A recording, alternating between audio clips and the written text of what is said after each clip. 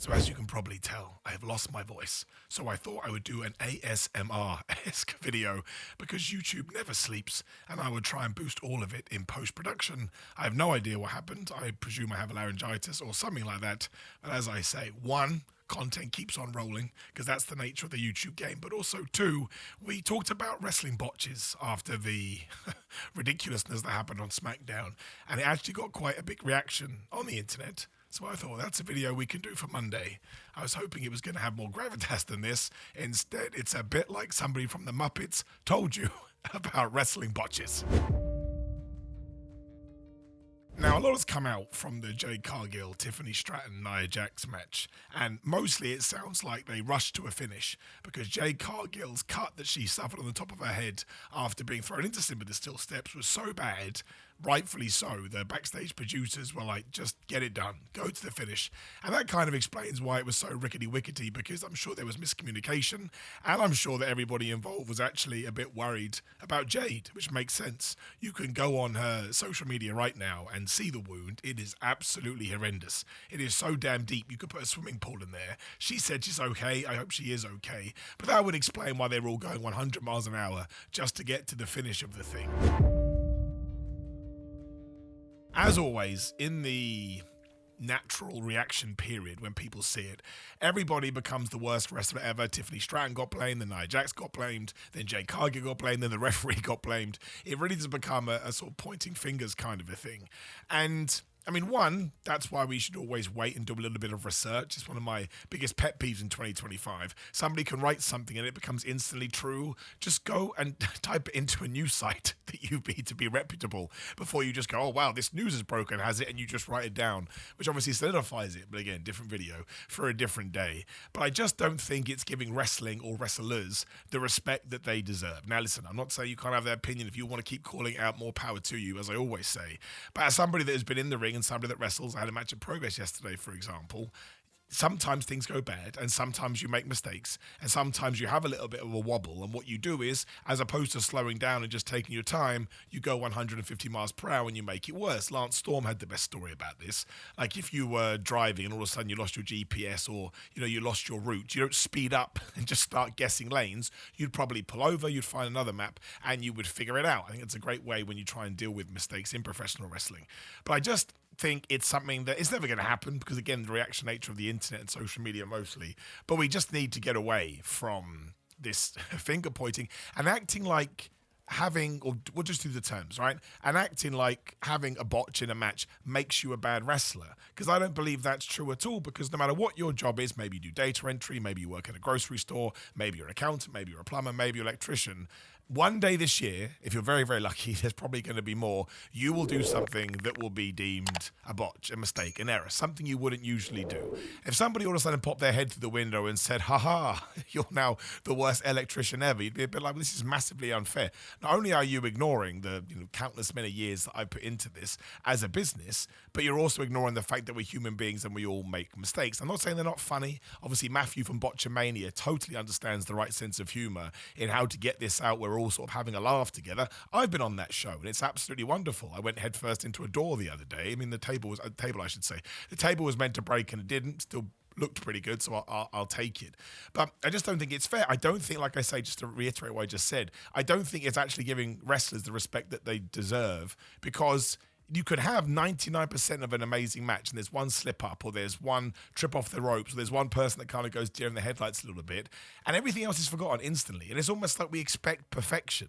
And that's the other problem with all of this. I don't think wrestling should be perfect. It's meant to be a fight, right? If you were going to watch two other people have a proper fight, you wouldn't expect it to be absolutely perfect. Sometimes people trip up and they fall down. Sometimes they get double-legged. Sometimes they get smashed into the cage. It can be very violent. It can be very, very gruesome. If you're trying to look for authenticity in wrestling and you want to look something that is going to replicate the outside world with the knowledge that they're working together, I don't see why you would get mad at that. It's why I get confused, and I understand this is somewhat of a hypocritical nature. I think it's just what the idea of wrestling can be, because wrestling can be anything you want, right? So some people don't like the AEW style, the indie style, whatever the flub you want to call it, because that's too unrealistic, right? That's too unrealistic. That's not how wrestling should look. Then these same people see a mistake in the more polished version of wrestling, whatever you want. I don't know if it's the right word, more polished, whatever the style of wrestling there is, and they jump on that too. And I kind of get confused by this, because wrestling should be whatever the flub you want it to be. If you want it to be two people going to the ring dressed as elephants to have an elephant match, the referee is dressed like a cream tart. I love that. Mystery wrestling, book that. But that's what you should be allowed to do. It's not like anybody is trying to pull the wool over your eyes anymore.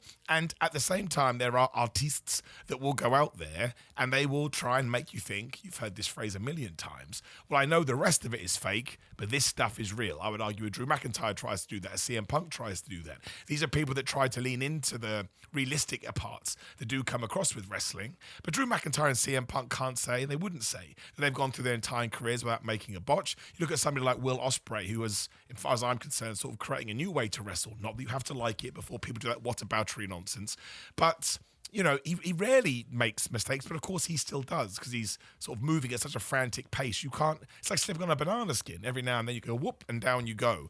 But to all of a sudden make that the conversation, I think that's what drives me nuts more than anything. For starters, you're forgetting that they're human beings, and this is going to happen regardless. But two, you are allowing one moment out of 42 to be the most important takeaway, and that doesn't make any sense to me. I find that really confusing. Now I get it, negativity sells, and it's fun to jump on people's backs for some reason in 2025. But I think a proper worker, to use proper insider terms, is somebody that can experience that, and maybe you never know, or maybe they're able to come up with a way that turns it into a story. If you haven't seen it, go check out AJ Styles versus the Top Rope, where he did a series of independent matches, and the first time he botched, to use the correct term, and he slipped, and the next time he was scared of the top rope, and it built and it built and built, and then eventually he hit, I think it was probably a springboard forearm or a 450, and everybody went nuts because he built that story in. That is why AJ Styles is one of the best wrestlers ever, because he totally understands these things can happen, but how can I make this work for me? And it can go the other way too. When I had my TNA match, I'll let you in on this, I'm sure I've talked about it before. When I had my TNA match with Joe Hendry, and I did my big promo beforehand because we decided we were going to make me the heel, because Joe was the babyface and he was the contracted employee. When I finished my promo, I dropped the microphone. I made it look like I dropped it because it's an easy way for people to go, ha ha, you just insulted, drop the microphone. I made sure I did it in a way that looked realistic. I don't mean to burst your bubble. It was completely planned. We had come up with the idea beforehand, but that's how you flick it around. You have some people going, I know you didn't mean to do that, so now I'm going to jump on you. When actually it was part of the show. We go back to that SmackDown ending. We know that wasn't part of the show. We know that was a mistake. And yes, there is absolutely some humor in there in the sense that Nia Jax completely forgets she's in an arena with thousands of people and just looks at the referee. But once again, I'm going to continue to drive this home. She is a human being. And even I think Chelsea Green came out and said it's such a shame that people don't understand how great Nia is. And it's true. People just jump on her all the time, even for the Jade Cargill wound on her head. I don't know who's responsible for that or who's to blame, I should say. But nobody would have intentionally done it. And that's what people say, Nia Jax did that on purpose, just know what she's doing. Of course Nia Jax knows what she's doing. Do you think if Nia Jax was that unsafe that WWE would continue to hire her? And you can't go, well, she's protected. She got fired once. So there is already proof in the past that underlines that WWE will get rid of a Nia Jax should they deem her to be an unsafe worker. But they don't. Now, listen, I'm sure at the same time, maybe one day somebody comes out and goes, oh, no, I disagreed. When we start doing that, we just start jumping all over the place. Oh, they said this, let's react to that. And they said that, let's react to this. I think it's unfair without us knowing, right? Because, again, I've been in wrestling situations where nobody could know what was going on outside other than the people in the ring, be it from information that we got from backstage, be it from something that's happening in the ring that we're trying to keep hidden. There are so many different things and so many different elements to a wrestling match that just seeing something like this and go, oh, Tiffany screwed up, Nia screwed up, Jade screwed up, the referee screwed up. I mean, how did the referee screw up? That was another conversation that sort of kicked off. Oh, we should go back to the days where referee do pins as if it's a shoot, but it's not a shoot.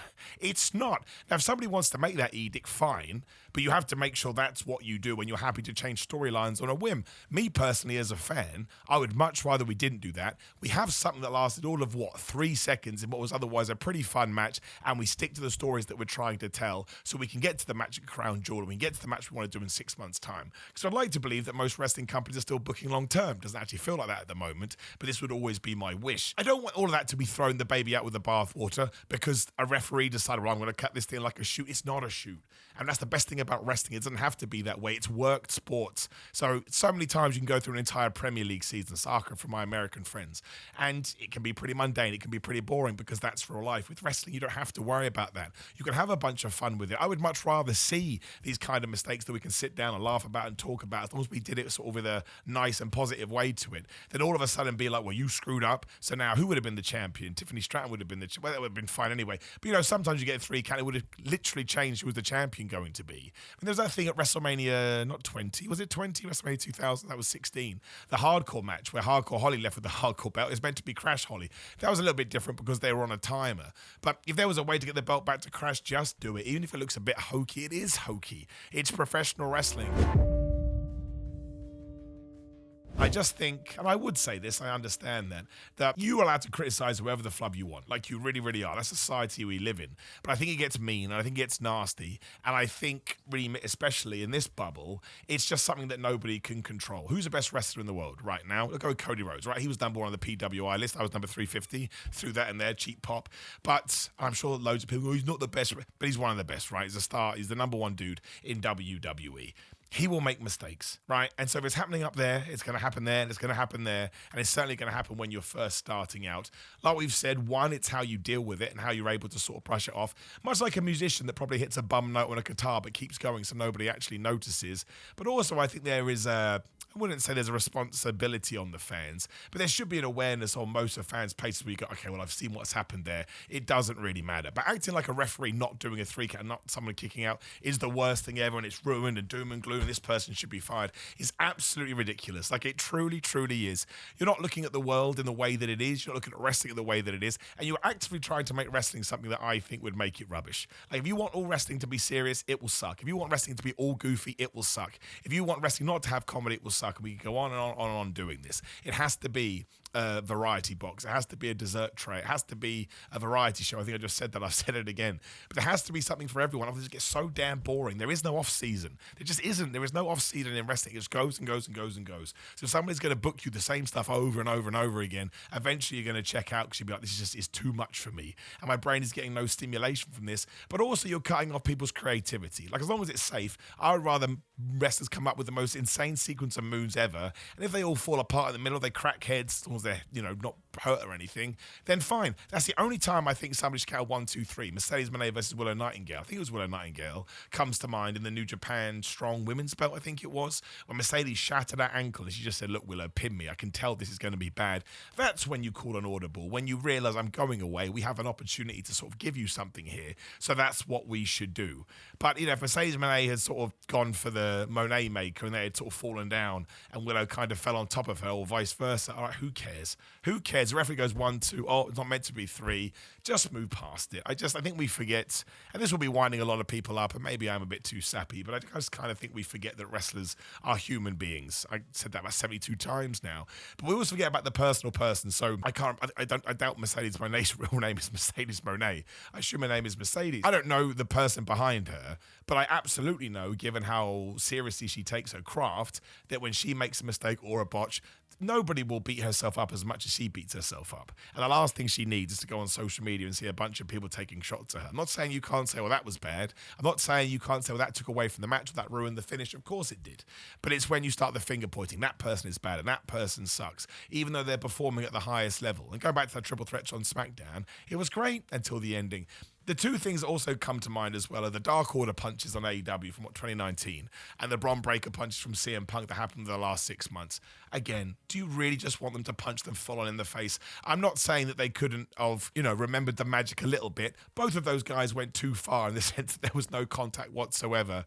But if we're going to start zooming in cameras and we're going to start using 4K resolution to try and pick these things out, then I think we've taken it too far anyway. All right, Bron Breakker didn't really punch CM Punk. I know he's not really punching CM Punk. And in a random beatdown on Raw, after we've had 42,769 beatdowns on Raw, I'm all right with one looking a bit hokey, okay? I can get on with my life. I've got real problems outside of wrestling that I'd rather dedicate my time to. And I just think we get bogged down too much in this stuff, which is not only meant to be a form of entertainment, but it's an entertainment where there's no safety net, which is one of the reasons we do enjoy it so much. It's why it can be so exciting and why it can sort of be so reactionary at the same time, especially with the fans, because you're right there up close and personal looking at it. Like, there is no editor like there is in a movie or anything like that. So if these are the kind of asterisks that we have to have so that this thing can continue, then so be it. It never bothers me. It will never bother me. I mean, maybe it's because, yes, sure, you can say it, but Simon, it's because you've done wrestling matches, so you botched yourself, so you're just trying to protect your own ass. Maybe that's true. But I know that I'll make mistakes again in all walks of my life. Right now, I'm making a video, my voice killing me. That's not the greatest idea I've ever had. But I think it needs to go away, right? I think we all need to be nicer. And people say, that's absolutely pathetic. These people are famous people and they have to be criticized. Yes, you can do that. That's not what I'm saying. But what I am saying is pointing the finger and going, bad, mistake, error, fire, lose your job. That's too much for me. That's how I see it. Now, again, there's a comment box down there. You can say whatever the flub you want and I will respond to you, apart from the people that take it too far. I'll just ignore you. Also, a video on the screen talking about that episode of SmackDown, so you can get my takes, or my real-time takes, I suppose.